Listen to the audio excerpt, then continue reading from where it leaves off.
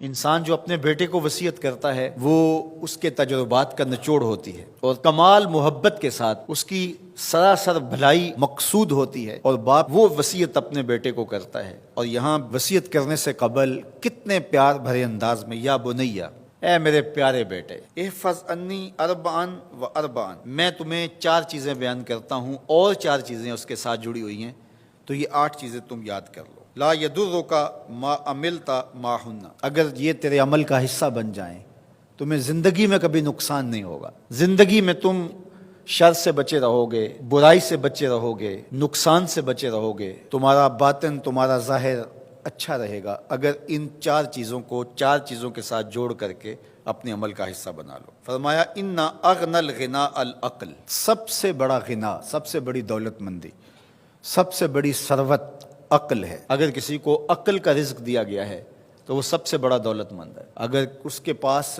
مال و متاع بہت سارے ہیں لیکن بے وقوف ہے تو وہ دولت مندی نہیں ہے۔ وَأَكْبَرُ الْفَقْرِ الْحُمْقُ، اور سب سے بڑا فقر اور سب سے بڑی محتاجی جہالت ہے۔ سب سے بڑی دولت مندی عقل ہے، اور سب سے بڑی غربت، سب سے بڑی غریبی اور سب سے بڑا فقر اور محتاجی بے وقوفی ہے۔ وَأَوْحَشَ الْوَحْشَةُ الْعُجْبُ، اور سب سے بڑی وحشت تنہائی عجب ہے، خود پسندی ہے، اپنے آپ کو دیکھنا کہ میں بہت کچھ ہوں۔ جو شخص اپنے آپ کو دیکھتا رہتا ہے اور وقت اپنے آپ کو ہی لوگوں کے سامنے پیش کرتا رہتا ہے بنا سنوار کے، وہ تنہا ہو جاتا ہے۔ لوگ اس کی ان خوبیوں کا بھی انکار کر دیتے ہیں جو خوبیاں واقعتاً اس کے اندر موجود ہوتی ہیں۔ اگر پاؤ ہے تو اپنے آپ کو سیر نہ بتاؤ، لوگ پاؤ کا بھی انکار کر دیں گے۔ تو جو جس حالت میں ہو وہی حالت لوگوں کے سامنے ہونی چاہیے، بلکہ اس سے اگر کم ہو۔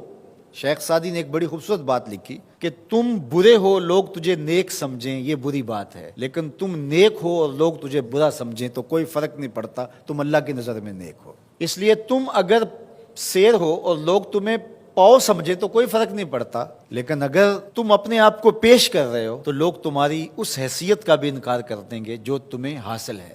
وَأَكْرَمُ الْحَسَبِ حُسْنُ الْخُلُقِ، سب سے اچھا جو حسب و نسب ہے وہ کیا ہے؟ میں فلاں ہوتا ہوں، میں فلاں ہوتا ہوں، میں فلاں کا بیٹا ہوں، فلاں قبیلے سے میرا تعلق ہے، میرا باپ بڑا امیر کبیر تھا، اپنا حسب نامہ اس طرح لوگ پیش کرتے ہیں، مجھے جانتے ہو کہ میں فلاں ابن فلاں ہوں۔ سیدنا علی المرتضیٰ فرماتے ہیں بہترین جو حسب ہے جو آپ پیش کرتے ہیں وہ کیا ہے؟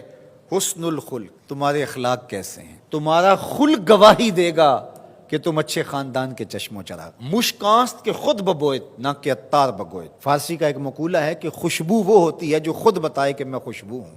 خوشبو بیچنے والا بتاتا پھر ذرا سونگ کے دیکھیے یہ بڑی اچھی خوشبو ہے، ذرا سونگیے، کہا یہ بتانے کی ضرورت نہیں۔ حضرت علی المرتضیٰ فرماتے ہیں تمہارے خلق کی خوشبو سے لوگ سمجھ جائیں گے یہ کون ہے، تمہارے اخلاق اتنے اچھے ہوں کہ لوگ پہچان جائیں تم کون ہے۔ تو بہترین حسب و نسب کیا ہے؟ اپنے بیٹے حضرت امام حسن رضی اللہ تعالیٰ عنہ کو بتا رہے ہیں، مجھے بتائیے امام حسن سے بہتر نسب اور حسب کس کا ہو سکتا ہے؟ رسول اللہ کی بیٹی کے بیٹے، امام الاولیاء کے فرزند ہیں، رسول اللہ کے نواسے ہیں، بنو ہاشم کے چشم و چراغ ہیں۔ تو انہیں یہ نہیں کہا کہ تم یہ بتاتے پھرنا، بلکہ کہا کہ تمہارا خلق گواہی دے کہ میں محمد کا نواسا ہوں، تمہارے اخلاق گواہی دے کہ میں نے فاطمہ کا دودھ پیا ہے، تمہارا کردار گواہی دے، تمہاری شجاعت گواہی دے کہ تم علی کے فرزند ارجمند ہو۔ اللہ اکبر۔ پھر حضرت علی المرتضیٰ رضی اللہ تعالیٰ عنہ ان چیزوں کو بیان کرنے کے بعد فرماتے ہیں یا بنیا، اے میرے بیٹے، ایاک والمصادقہ الاحمق، بے وقوف شخص کی دوستی سے ہمیشہ بچنا۔ فإنہ یرید ان ینفعک فیضرک، وہ دل سے چاہے کہ تمہیں نفع پہنچائے لیکن اپنی جہالت کی وجہ سے، اپنی بے وقوفی کی وجہ سے تمہیں نفع نہیں پہنچا سکے گا، تمہیں نقصان پہنچا دے گا۔ کہا جاتا ہے کہ بے وقوف دوست سے دانا دشمن اچھا ہے، تو وہ اسی قول کا مفہوم ہے۔ آپ نے اپنے بیٹے حسن کو یہ نصیحت کی، یہ نصیحت پلے باندھنے، اور کبھی بھی جاہل اور بے وقوف سے دوستی نہ رکھیں، اس سے رویہ اچھا رکھیں، سلوک اچھا کریں، اس کے لیے خیر کا ذریعہ بنیں آپ۔ یہ مطلب نہیں کہ بے وقوف کو آپ سلام بھی نہ کریں، لیکن دوستی اعتماد آپ اس پہ نہیں کر سکتے۔ وَإِيَّاكَ وَمُصَادِقَةَ الْبَخِيلِ، اور بخیل سے کبھی بھی دوستی نہ لگانا۔ فَإِنَّهُ يَبْعُدُ عَنْكَ أَحْوَجَ مَا تَكُونُ إِلَيْهِ، اس لیے کہ جب تجھے انتہائی ضرورت کا وقت آئے گا تو وہ تجھ سے دور ہٹ جائے گا، اور تو اس پہ توقع لگائے ہوئے ہوگا کہ میرا دوست ہے اور اوکھے ویلے میرے کام آئے گا، لیکن اوکھے ویلے وہ کام نہیں آئے گا۔ تو بخیل سے دوستی کا رب نہیں رکھنا۔ وَإِيَّاكَ وَمُصَادَقَةَ الْفَاجِرِ، بدکار شخص سے کبھی دوستی نہ رکھ، برے شخص سے کبھی دوستی کا رشتہ نہ جوڑنا۔